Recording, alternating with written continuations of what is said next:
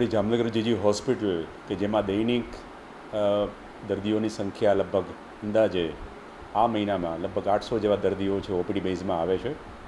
લગભગ 100થી 125 જેવા દર્દીઓને દાખલ થવાની જરૂરત પડે. તો હાલ જે મિશ્ર ઋતુના કારણે શરદી ઉધરસના અને તાવ સાથે એના કેસમાં હાલમાં વધારો થયેલો છે. અને જે વધારો થયાના કારણે છે અમુક દર્દીઓ કે જેને શ્વાસની તકલીફ હોય તેવા દર્દીઓને આપણે દાખલ કરવાની જરૂર પડે.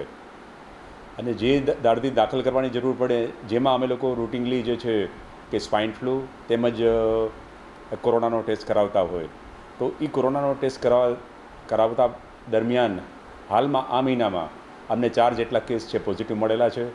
જે દર્દીઓને દાખલ કરવાની જરૂરત ના હોય અને જેના લક્ષણો સામાન્ય લક્ષણો હોય શરદી તાવ જેવા જ, તો તે દર્દીઓને અત્યારે આપણે જે કહેવાય છે કે ભાઈ ઓપીડી બેઝ ઉપર ટ્રીટમેન્ટ આપી દર્દીઓને દાખલ ન કરી અને દર્દીઓને ઘરે જ સારવાર આપવામાં આવે છે. અને જેની દર્દીઓની જે તબિયતમાં હાલમાં કોઈપણ જાતના આવા લક્ષણો જોવા મળતા નથી કે જેને દર્દીને આરામથી ઘરે બી સારવાર લઈ શકે છે.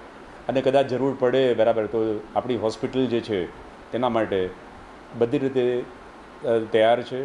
ઓક્સિજન તેમજ અન્ય દવાઓ સામગ્રી તેમજ બીજા કોઈ સાધનોની જરૂર હોય તો હોસ્પિટલમાં પૂરતો પુરવઠો છે. અને પૂરતો સ્ટાફ હોય તેમજ ડૉક્ટરની સંખ્યા છે એ પૂરતી હોય તો એ આપણે આરામથી એ દર્દીઓને સારવાર આપી શકીએ.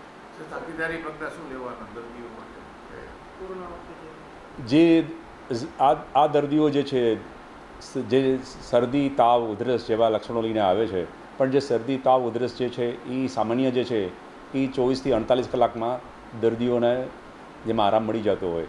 પણ અમુક દર્દીઓ જે છે કે જેવા કે દર્દીઓને ડાયાબિટીસ છે અથવા તો જે દર્દી છે ડાયાબિટીસ ન હોય, કોઈપણ જાતની બીમારી ના હોય પણ શરદી તાવ કફ જે છે એ 2 દિવસથી વધારે ધારો કે દર્દીઓને લંબાય બરાબર, તો એવા કેસીસમાં આપણે જે સ્વાઇન ફ્લૂનું પરીક્ષણ જે કરવાની જરૂર પડે તો આપણે કરાવવું જોઈએ બરાબરથી, જેથી આપણે દર્દીને જલ્દી સારવાર મળે અને સારવાર મળી બાદ દર્દીને જલ્દી તબિયતમાં જલ્દી સુધારો થઈ જાય.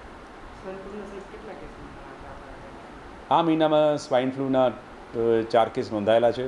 અને જે દર્દીઓની તબિયત સારી હોય, દર્દીઓને દાખલ કરવાની જરૂરત ના હોય તો દર્દીઓને એના ઘર ઉપર જ તે લોકોને ટ્રીટમેન્ટ આપવામાં આવે છે.